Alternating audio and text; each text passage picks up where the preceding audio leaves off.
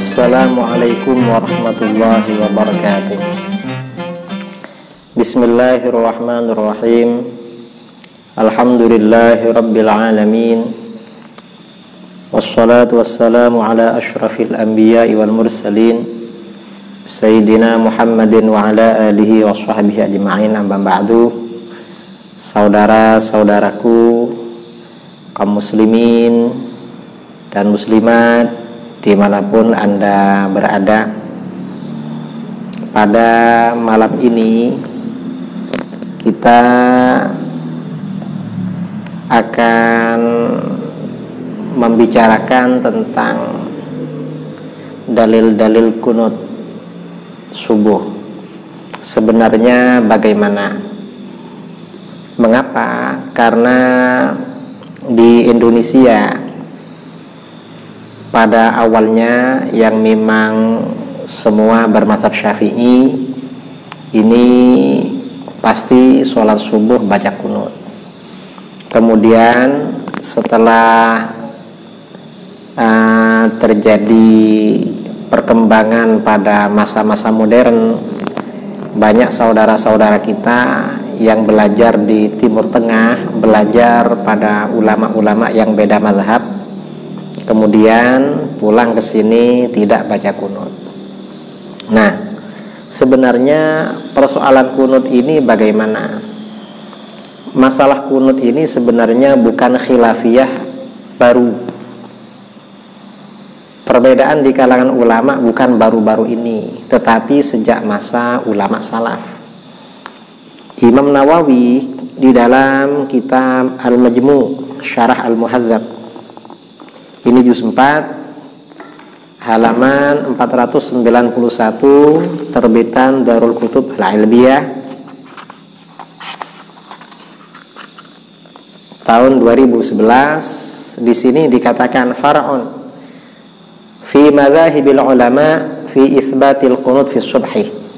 Imam Nawawi rahimahullah berkata, ini menjelaskan tentang mazhab-mazhab para ulama dalam menetapkan kunut dalam sholat subuh. Mazhabuna, adapun mazhab kami, mazhab Syafi'i, annahu yustahabbul kunutu fiha, sesungguhnya kunut disunnahkan di dalam sholat subuh. Sawa'un nazalat nazilatun, baik terjadi suatu malapetaka atau musibah. Wal'iyadzu billah, kita berlindung kepada Allah dari musibah. Mudah-mudahan tidak ada musibah. Kalaupun ada, mudah-mudahan segera hilang. Aulam tanzil, atau tidak ada musibah, tetap dianjurkan, disunnahkan kunut subuh. Wa bihadza qala aktsarus salaf. Nah, mengenai sunnahnya kunut subuh ini juga dikatakan oleh mayoritas ulama salaf. Wa man ba'dahum, dan orang-orang sesudah mereka, au katsirum minhum, atau banyak dari mereka. Wa mimman qala bihi, di antara ulama salaf yang berpendapat kunut di dalam sholat subuh, Abu Bakrin As-Siddiq, ini dari kalangan para sahabat, Abu Bakar As-Siddiq, wa Umar bin Khattab, Umar bin Khattab, wa Utsman, wa Ali, Utsman, Ali, wa Ibnu Abbas, wal Bara Ibnu Azib, dan Bara bin Azib radhiyallahu anhu. Rawahul Baihaqi bi asanida sahihatin, ini telah diriwayatkan oleh Imam Baihaqi dari masing-masing Khulafaur Rasyidin yang 4 itu, kemudian dari Ibnu Abbas, dari Al-Bara bin Azib dengan sanad-sanad yang sahih. Artinya apa? Khulafaur Rasyidin dan mayoritas sahabat itu baca kunut. Wa qala bihi minat tabi'in faman ba'dahum khalaik, dan berpendapat dengan kesunahan kunut itu dari generasi tabi'in, lalu generasi sesudah mereka banyak sekali kalangan ulama. Wa huwa madhhabu Ibnu Abi Layla, madhhabu Ibni Abi Layla wal Hasan bin Shalih wa Malik wa Dawud. Anjuran kunut subuh ini juga mazhabnya Imam Ibnu Abi Layla, Hasan bin Shalih, Imam Malik, dan Imam Dawud Az-Zahiri. Ini dari kalangan para ulama mujtahid. Kemudian ada pendapat lain dari kalangan salaf. Wa qala Abdullah bin Mas'ud wa ashabuhu. Dan berkata sahabat Abdullah bin Mas'ud dan para sahabatnya, murid-muridnya. Para ulama dulu itu tidak menyebut murid dengan murid, tapi sahabat. Sahabat-sahabatnya. Wa Abu Hanifah, juga Imam Abu Hanifah wa ashabuhu, dan para sahabatnya, murid-muridnya. Wa Sufyan ats-Tsauri, Imam Sufyan ats-Tsauri, wa Ahmad, dan Imam Ahmad. Nah, mereka bagaimana? Abdullah bin Mas'ud radhiyallahu an, murid-muridnya Imam Abu Hanifah, murid-muridnya Imam Sufyan, Imam Ahmad, la qunuta fis subhi. Kata mereka, tidak ada kunut dalam sholat subuh. Qala Ahmad, Imam Ahmad berkata, illal imama fayaqnutu idza ba'atsal juyush. Kecuali imam, yang dimaksud imam ini bukan imam masjid, tapi kepala negara, pemimpin negara. Maka seorang imam, pemimpin negara, kepala negara ini membaca kunut apabila mengirim tentara untuk memerangi musuh. Ini menurut pendapat kedua. Ada pendapat ketiga. Waqala Ishaq, Imam Ishaq bin Rahawayh atau bin Rahuyah ini berpendapat yaqnutu linnazilati khassah. Kunut itu dilakukan kalau ada musibah saja. Kalau tak ada musibah maka tidak ada kunut. Nah, ini artinya apa? Persoalan kunut ini sebenarnya khilafiyah dari kalangan ulama salaf. Dan tentu dari masing-masing pendapat ini sama-sama punya dasar. Dan dasarnya sama-sama hadis. Hadisnya sama-sama hadis. Nah, karena ini sama-sama ada dasar, sama-sama pendapat di kalangan para ulama, kita ini sebagai pengikut mazhab Syafi'i. Karena mazhab Syafi'i juga mazhab Maliki dan yang berkunut tentu ingin tahu apa dasarnya kita membaca kunut di dalam sholat subuh. Nah, dalil-dalil kunut ini ada di dalam kitab-kitab hadis, termasuk kitab hadis yang paling sahih, yaitu kitab Sahih Bukhari dan Sahih Muslim. Antara lain bahwa di dalam sholat subuh itu ada kunut. Hadis riwayat Imam Bukhari dan Muslim. Kalau di dalam Sahih Bukhari, ya, yang terbitan modern yang ada nomor-nomornya. Sahih Bukhari ini kebetulan terbitan Dar Ibnu Hazm. Ini hadis nomor 1001. Babul kunut qabla ruku' wa ba'dahu. Oh, bukan ya, maaf. Yang di Sahih Bukhari ini yang pertama hadis nomor 797. Kalau di dalam Sahih Muslim hadis nomor 676. Haddatsana Mu'adz ibnu Fadalah, telah bercerita kepada kami Mu'adz bin Fadalah. Mu'adz berkata, haddatsana Hisham. Hisham telah bercerita kepada kami an Yahya an Abi Salamah an Abi Hurairah qala. Abi Hurairah berkata, la uqarribanna salatan Nabi sallallahu alaihi wasallam. Aku benar-benar akan mendekatkan pada kalian, mencontohkan pada kalian salat Nabi sallallahu alaihi wasallam. Gimana caranya Nabi salat? Maka bagaimana? Fakana Abu Hurairah radhiyallahu anhu yaqnutu fi rak'atil ukhra min salatil zuhri wa salatil isya wa salatis subhi. Maka Abu Hurairah radhiyallahu an selalu membaca kunut. Di sini pakai redaksi kana yaqnutu. Abu Hurairah selalu membaca kunut dalam rakaat terakhir, yaitu salat zuhur, salat isya, dan salat subuh. Ba'dama yaqul sami'allahu liman hamidah. setelah membaca sami Allahu liman hamidah, artinya pada waktu i'tidal setelah ruku. Fayad'u lil mu'minin wa yan'alul kufar. Lalu Abu Hurairah mendoakan kebaikan bagi orang-orang beriman dan mendoakan keburukan, laknat bagi orang-orang kafir. Nah, ini artinya apa? Berdasarkan hadis ini, karena Abu Hurairah itu selalu membaca kunut, berarti Rasulullah SAW selalu baca kunut. Berdasarkan hadis ini, kalau di dalam riwayat Bukhari nomor 797, kalau di dalam Sahih Muslim nomor 676. Jadi selalu membaca kunut. Kemudian dalil yang kedua, kunut juga hadis lain ya. Hadis tadi riwayat dari Abu Hurairah. Jadi ini riwayat dari Abu Hurairah.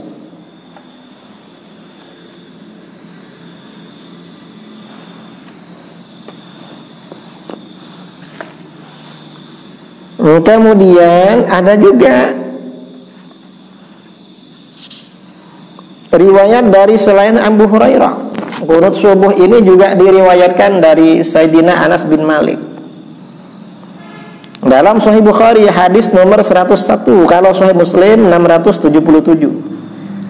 Haddatsana Musaddad, telah bercerita kepada kami Musaddad. Haddatsana Hammad bin Zaid, bercerita kepada kami Hammad bin Zaid an Ayyub an Muhammad. Qal, su'ila Anas ditanya, aqanatan Nabi sallallahu alaihi wasallam fi subhi, apakah Nabi sallallahu alaihi wasallam baca kunut dalam salat subuh? Qal, Anas berkata, na'am, iya, Nabi baca kunut dalam subuh. Faqila lahu, Anas ditanya, awaqanata qabla ruku, apakah Nabi kunut sebelum ruku? Qal, Anas berkata, ba'dar ruku yasiran, Nabi baca kunut setelah ruku dalam sholat subuh sebentar. Yang dimaksud sebentar di sini artinya apa? Sebagian kitab-kitab syarah hadis menafsirkan sebentar ini maksudnya hanya sekitar 1 bulan. Maksudnya begitu. Karena difahami dari hadis berikutnya. Ini kunut diantara dalil kunut. Kemudian dalil lain kunut subuh selain hadis dari Anas bin Malik radhiyallahu an, ada hadis lain riwayat Muslim dari Al-Bara bin Azib. Ini saya buka di syarah Sahih Muslim karangan ulama modern yang wafat beberapa bulan yang lalu. Seorang ulama yang wafat di Mekah Al-Mukarramah, Syekh Muhammad Al-Amin bin Abdullah Al-Harari Asy-Syafi'i. Dalam syarah Muslim juz 9 halaman 178. Haddatsana Muhammad bin Al-Mutsanna wa Ibnu Bashar. Muhammad bin Al-Mutsanna dan Ibnu Bashar bercerita kepada kami. Qala haddatsana Muhammad bin Ja'far. Muhammad bin Ja'far bercerita kepada kami. Haddatsana Syu'bah an Amr bin Murrah.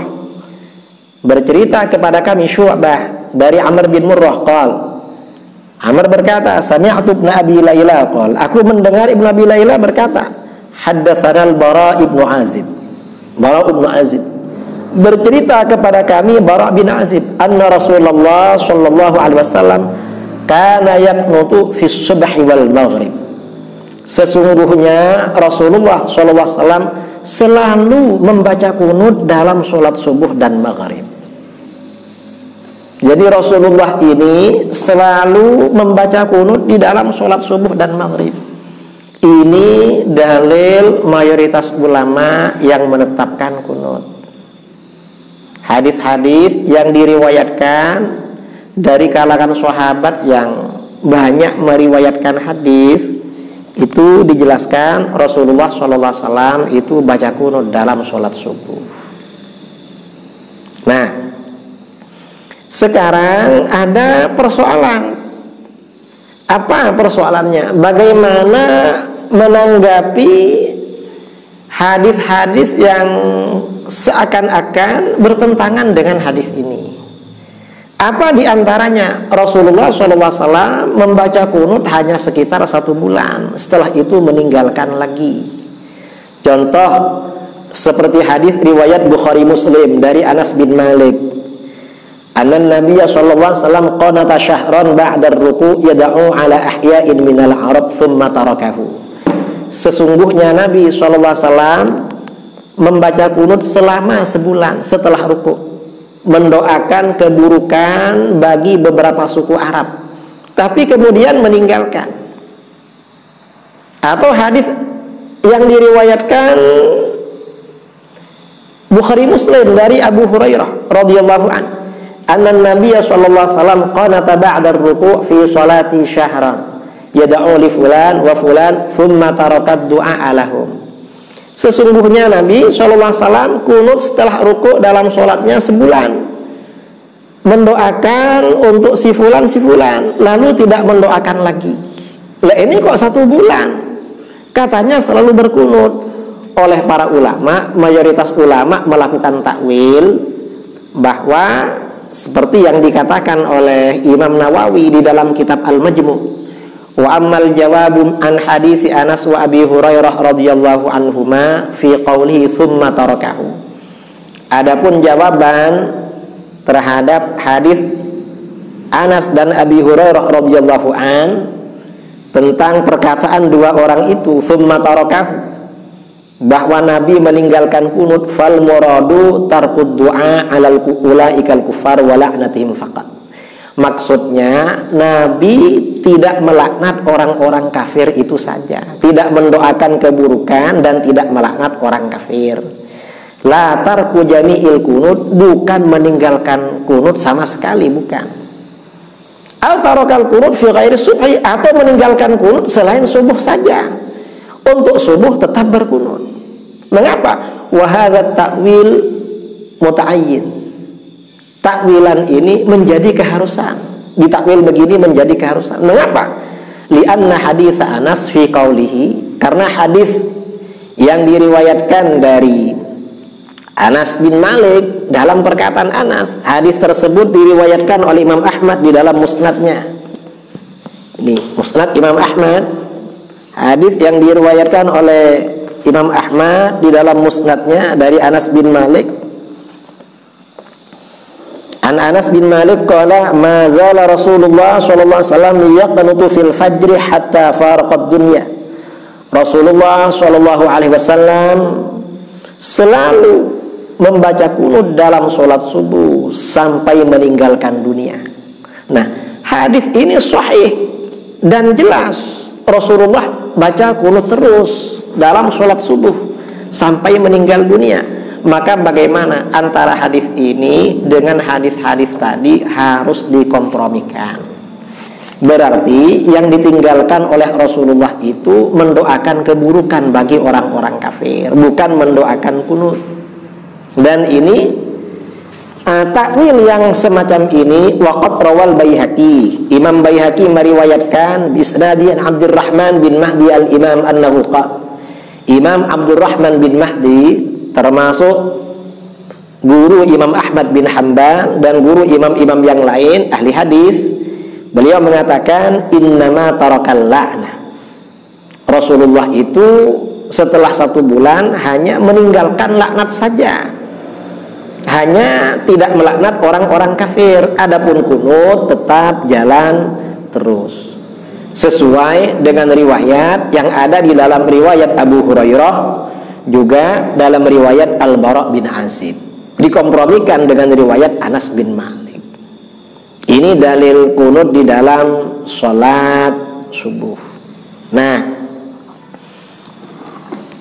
ini seperti diriwayatkan oleh Imam Al-Baihaqi di dalam kitab Al-Khilafiyat. Kemudian ada hadis lain. Ada hadis lain yang dijadikan dalil oleh kalangan yang menolak kunut, yaitu hadisnya Abu Malik Al-Ashja'i dari ayahnya Tariq bin Ashyam al-Ashja'i. Abu Malik berkata, Sa'ad atau Abu Malik al-Ashja'i berkata, qultu li abi, aku berkata kepada ayah, ya abi, innaka qad shallaita khalfa Rasulillah sallallahu alaihi wasallam wa Abi Bakar wa Umar wa Utsman wa Ali. Fakanu yaqtutuna fil fajri. Ayah, engkau telah sholat di belakang Rasulullah SAW, juga di belakang Abu Bakar, Umar, Utsman dan Ali. Apakah mereka baca kunut dalam sholat subuh? Ayahnya menjawab, bunayya muhdats, anakku, itu mengada-ngada itu. Dalam satu riwayat bid'ah, mengada-ngada. Hadis ini riwayat Imam Nasai, Imam Tirmidzi, hadisnya sahih. Nah, ini bagaimana para ulama, mayoritas ulama yang berkunut melakukan takwil terhadap hadis ini, terhadap hadis yang diriwayatkan dari Abu Malik al-Ashja'i bahwa Rasulullah SAW dan Khulafaur Rasyidin tidak membaca kunut. Imam Al-Baihaqi di dalam kitabnya Al-Khilafiyat, ini kitab Al-Khilafiyat karangan Imam Al-Baihaqi, juz 3 halaman 16, ketika mengomentari ya bunayya muhdatsah, kunut subuh itu baru. Kata beliau, hadis ini sahih. Kata Imam Al-Baihaqi, wa hadza minan naw'il ladzi dzakarna anna al-hukma liqauli man yarwi wa yasma duna man la yusyahid wa la ya'lam.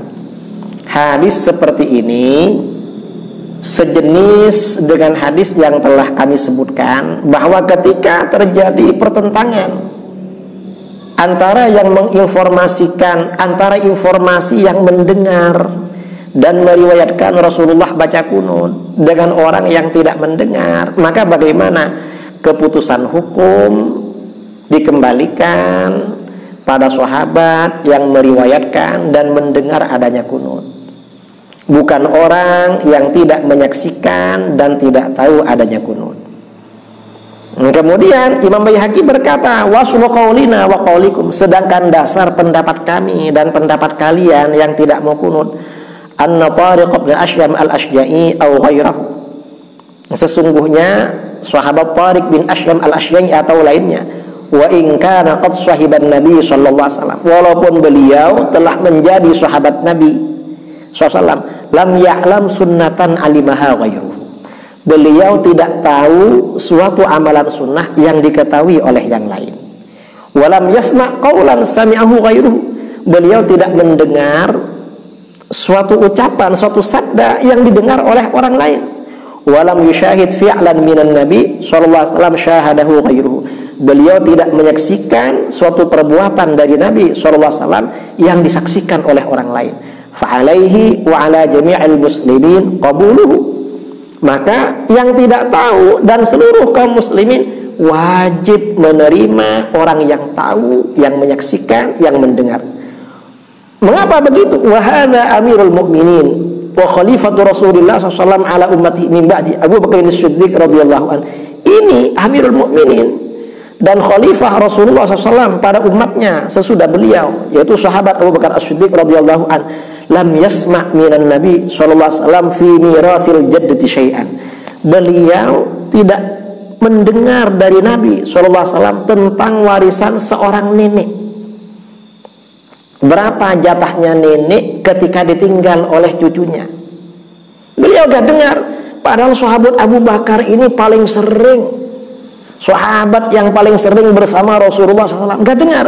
Hatta akhbarahul Mughirah bidzalik, hingga akhirnya sahabat Mughirah bin Syu'bah menyampaikan jatah warisan nenek ketika ditinggal mati cucunya, menyampaikan informasi anin Nabi SAW, dari Nabi SAW. Faqabilahu wa qadabihi, lalu Abu Bakar menerima informasi dari Mughirah bin Syu'bah dan memutuskan dengan informasi itu. Padahal Abu Bakar ini lebih dekat kepada Rasulullah SAW daripada Mughirah. Fakaifa Tariq bin Ashyam, lalu bagaimana Tariq bin Ashyam?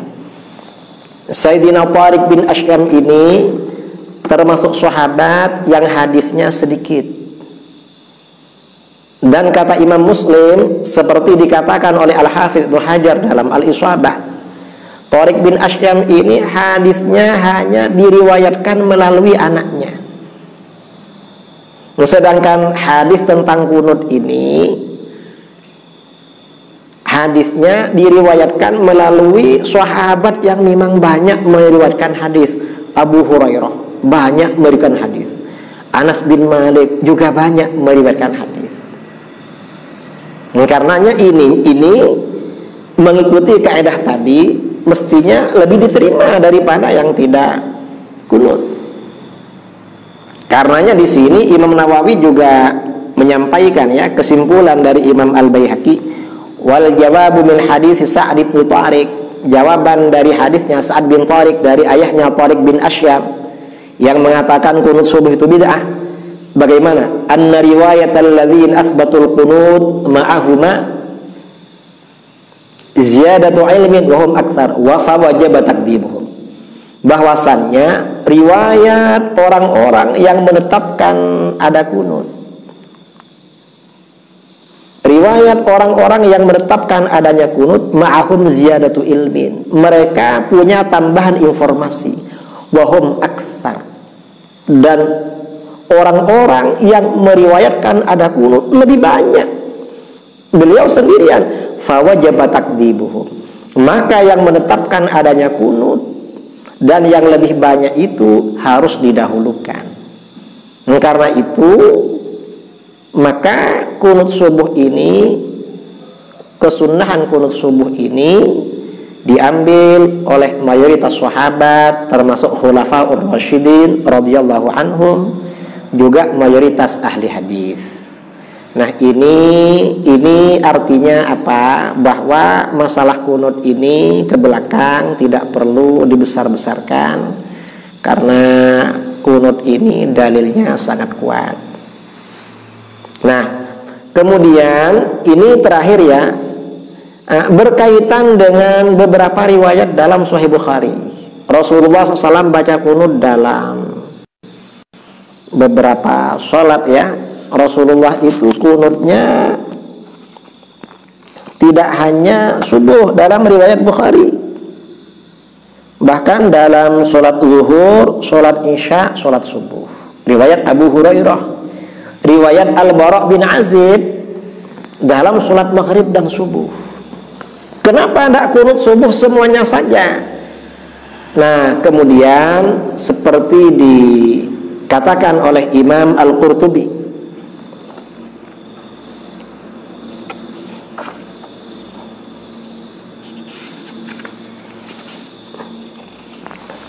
Imam Al-Qurtubi di dalam kitab Al-Mufhim Syarah Sahih Muslim yang dikutip di dalam kitab ini, qala Al-Qurtubi berkata, walladzi istaqarra alaihi amru Rasulillah sallallahu alaihi wasallam ma rawahu ad-Darqutni bi sanadin sahih an Anas. Adapun pengamalan yang menjadi ketetapan, artinya pengamalan terakhir dari Rasulullah SAW dalam masalah kunut adalah apa yang diriwayatkan oleh Ad-Darqutni dengan sanad yang sahih dari Anas bin Malik. Annahu qala, sesungguhnya Anas berkata, ma zala Rasulullah sallallahu alaihi wasallam yaqnutu fi shalatil ghadat hatta faraqad dunya. Rasulullah SAW selalu membaca kunut dalam sholat subuh sampai beliau meninggalkan dunia. Nah, karena ada nas dari sahabat Anas bin Malik. Anas bin Malik ini termasuk sahabat yang dekat dengan Rasulullah SAW, karena sejak kecil beliau menjadi khatim, menjadi pelayan, menjadi pembantu Rasulullah SAW. Maka akhirnya apa? Mayoritas ulama yang menetapkan kunut itu hanya menetapkan kunut di dalam sholat subuh, karena yang sholat subuh ini yang menjadi ketetapan terakhir dalam masalah kunut. Berarti kunut selain subuh seperti maghrib, kemudian isya, kemudian zuhur, itu berarti dinasah, atau itu khusus kunut nazilah. Kalau kunut nazilah, kunut ada musibah, memang dibaca dalam 5 waktu. Nah ini saudara-saudara, dalil-dalil kunut yang diuraikan oleh para ulama. Artinya apa? Yang baca kunut dalilnya itu hadis Rasulullah SAW. Yang tidak baca kunut juga hadis Rasulullah SAW. Cuma sudut pandang dan cara pemahamannya berbeda. Cuma yang perlu menjadi catatan seperti disampaikan Imam Nawawi, mayoritas ulama salaf termasuk khulafaur rasyidin, mayoritas ahli hadis itu membaca kunut di dalam sholat subuh. Ini mudah-mudahan bermanfaat kajian Islam aktual pada malam ini. Mohon maaf karena agak terlambat karena ada persoalan teknis. Mudah-mudahan besok malam kita bisa mengudara lagi. Kurang lebihnya mohon maaf, dan mudah-mudahan Allah menjaga kita semuanya. Mudah-mudahan dalam masa-masa di rumah saja ini karena menghadapi wabah virus corona, Allah senantiasa menjaga kita, keluarga kita, dan menjaga kaum muslimin dimanapun mereka berada. Mudah-mudahan gangguan virus ini segera pergi, segera hilang dari tengah-tengah kita, dan kita bisa melaksanakan aktivitas seperti semula, amal-amal soleh dan kebaikan. Wabillahi taufiq wal hidayah, wa sallallahu ala sayyidina Muhammadin wa ala alihi wa sahbihi baraka salam tasliman katsira. Subhanakallahumma bihamdik asyhadu an la ilaha illa anta astaghfiruka wa atubu ilaik. Assalamualaikum warahmatullahi wabarakatuh.